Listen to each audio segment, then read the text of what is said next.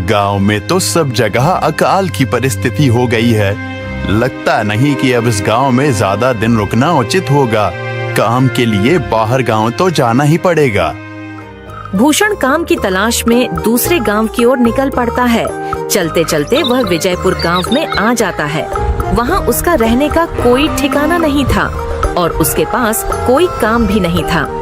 चलते चलते वह एक अमीर किसान जगत सेठ के पास आ पहुंचता है। सेठ जी, मैं भूषण दूसरे गांव से आया हूँ। हमारे गांव में अकाल की परिस्थिति हो गई है।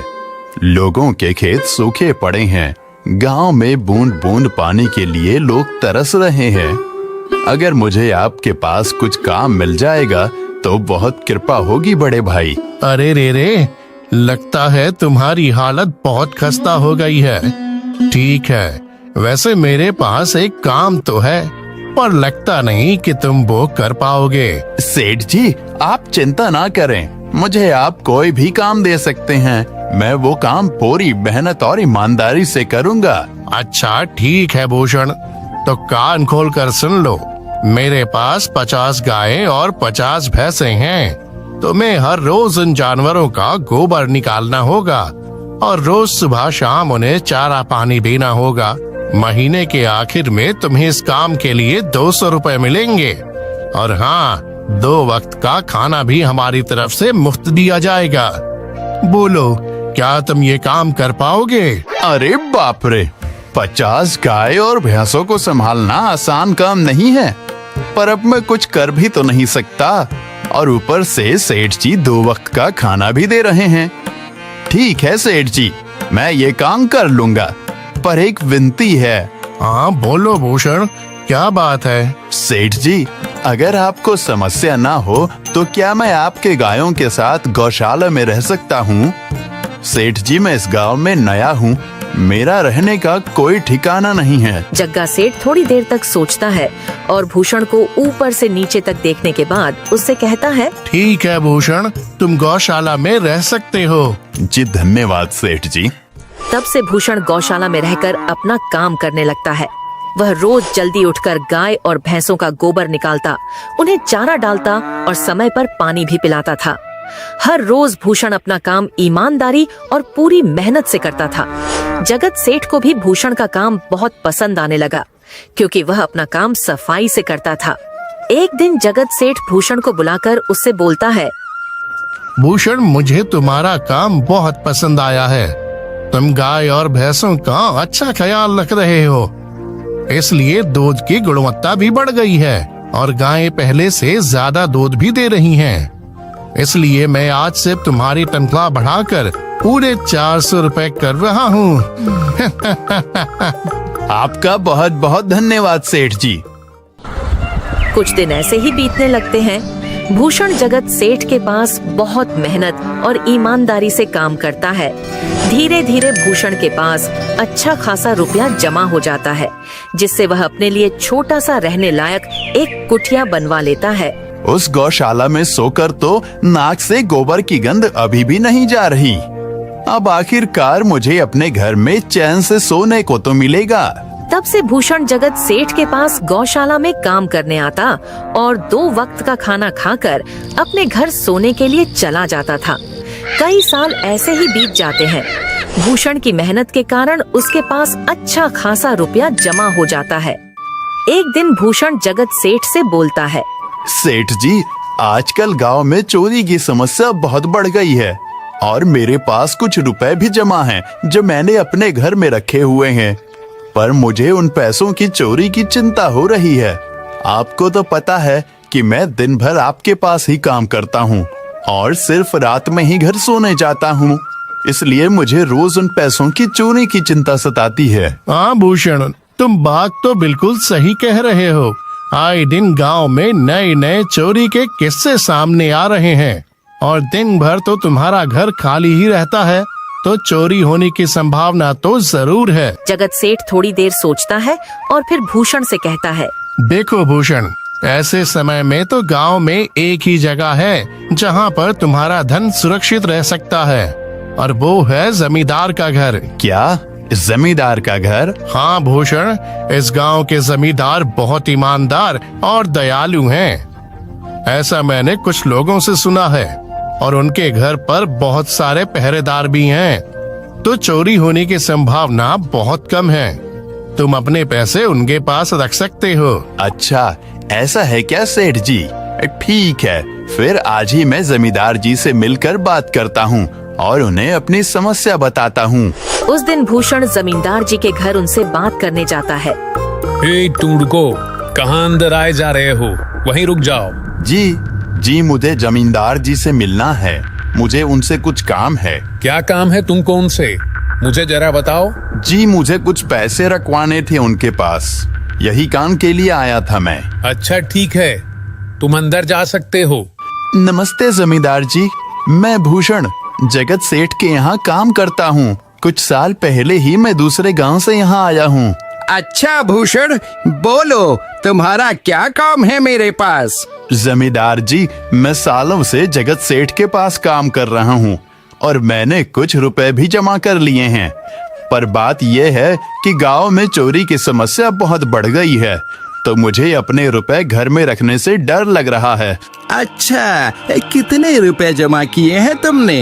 जमींदार जी, यही कोई 5 से 6 हजार रुपए होंगे मेरे पास। वाह, ये तो बड़ी रकम है।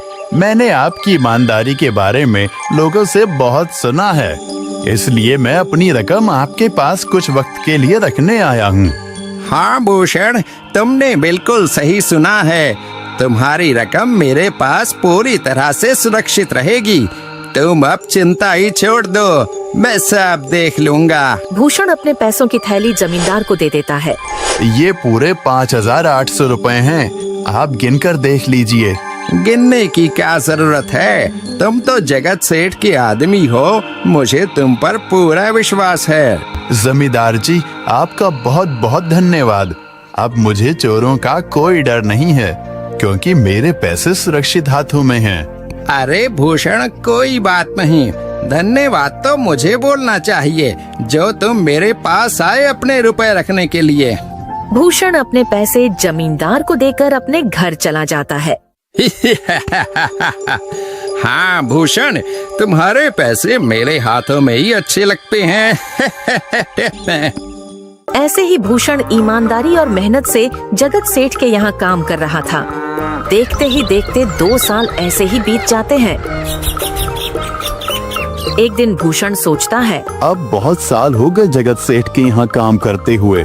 वैसे सेठ जी तो बहुत अच्छे इंसान हैं, पर सोच रहा हूँ कि खुद की जमीन लेकर उस पर मेहनत करूँ, तभी मैं बड़ा आदमी बन सकता हूँ। अब जो मेरे पास थोड़े कुछ पैसे हैं और जो जमींदार के पास कुछ पैसे संभालने के लिए दिए हैं, वो जमा करके थोड़ी जमीन खरीद लूंगा। आज ही जमींदार से मिलने जाता हूँ और अपने रुपए मांगता हूँ। ये सोचकर भूषण जमींदार जी के घर चला जाता है। जमींदार जी, मैं अपने रुपए वापस लेने आया हूँ। आपके पास मैंने 5,800 रुपए दिए थे संभालने के लिए। अरे भाई साहब, मैंने पहचाना नहीं आपको, वैसे कौन हो आप? अरे जमींदार जी, मैं भूषण हूँ। पिछले साल मैंने आपको पैसे संभालने के लिए दिए थे, याद आया कुछ? अरे भाई साहब, मेरे पास कितने सारे लोग आते जाते हैं पैसे रखने के लिए, और सभी के साथ मेरा अच्छा व्यवहार होता है।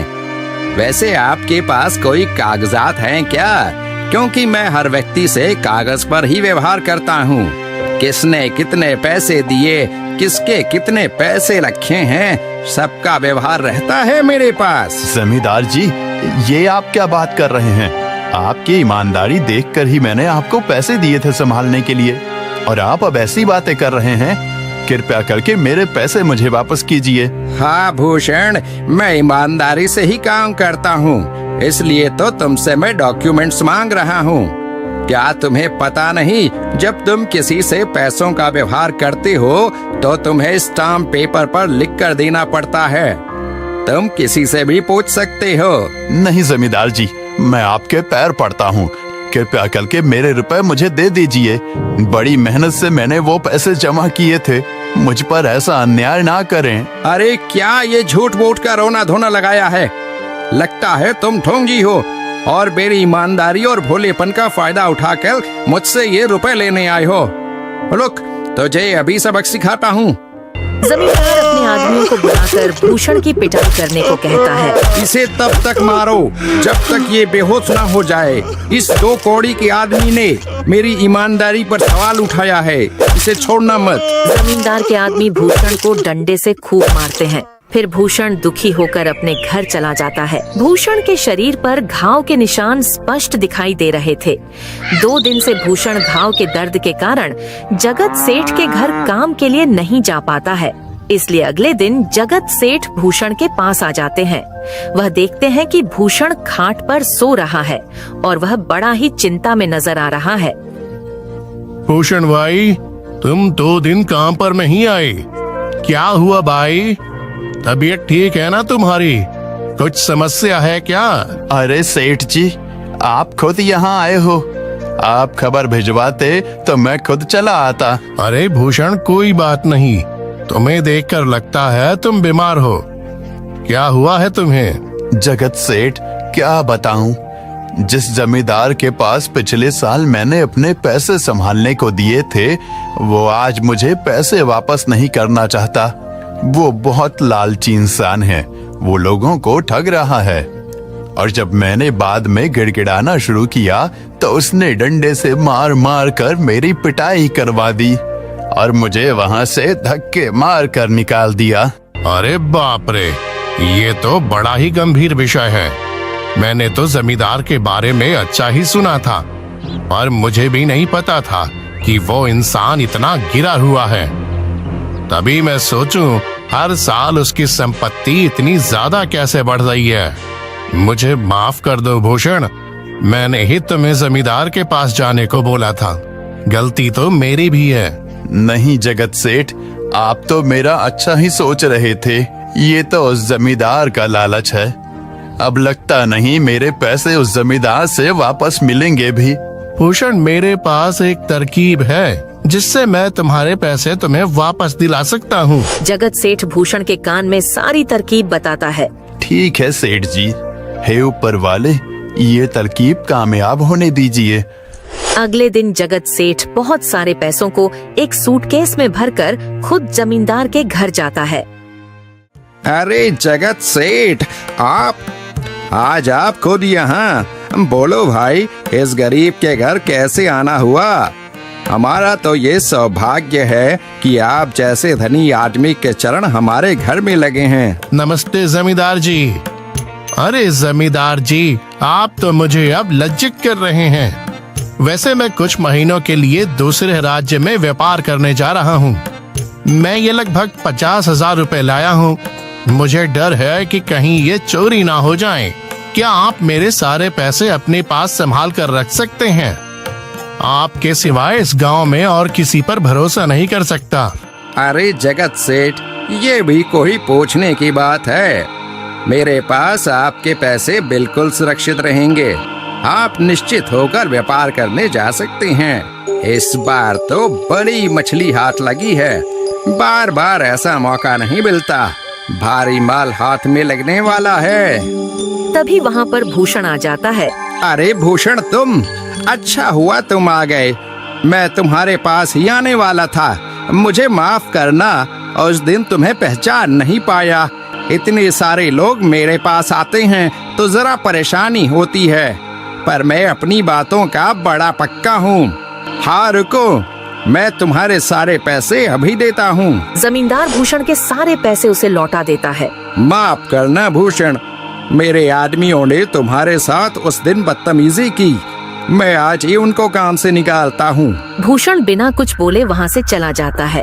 अरे क्या बात है जमींदार जी, आप तो अपने बातों के बहुत पक्के हैं। तो ठीक है, मैं अपने सारे पैसे आपके पास रख सकता हूँ। जगत सेठ इतना बोल ही रहा था कि तभी वहाँ जगत सेठ का नौकर आ जाता है। मालिक, अब आपको बाहर के राज्य में जाने की कोई जरूरत नहीं है। अभी अभी व्यापारियों का संदेश आया है और उसने कहा कि वो खुद हमारे गांव आ रहे हैं। अरे ये तो बहुत बढ़िया बात हुई। अब मुझे इतनी दूर नहीं जाना पड़ेगा। सुन रहे हो जमींदार जी, व्यापारी यहाँ आ रहे हैं। अब मुझे नहीं लगता कि ये पैसे आपके पास रखने का कोई मतलब होगा। चलो, आपका बहुत बहुत धन्यवाद। आपने इतनी ईमानदारी दिखाई मुझे। हाँ, पर अगली बार जरूर आपके पास ही आऊंगा। ऐसा बोलकर जगत सेठ और उसका नौकर वहाँ से अपने पैसे लेकर चले जाते हैं। धत तेरी की, ये क्या हो गया? ये 50,000 तो चले गए और जो भूषण के 5,800 रुपए हड़प लिए थे वो भी चले गए। आपका बहुत बहुत धन्यवाद सेठ जी। अगर आज आप ना होते तो मेरी सारी जमा पूंजी वो जमींदार हड़प लेता। भूषण, कोई बात नहीं। जो व्यक्ति मेहनत और ईमानदारी से कमाता है, ऊपर वाले उसका कभी बुरा नहीं होने देते, और जो हराम की कमाई का खाता है उसका कभी अच्छा नहीं होने देते।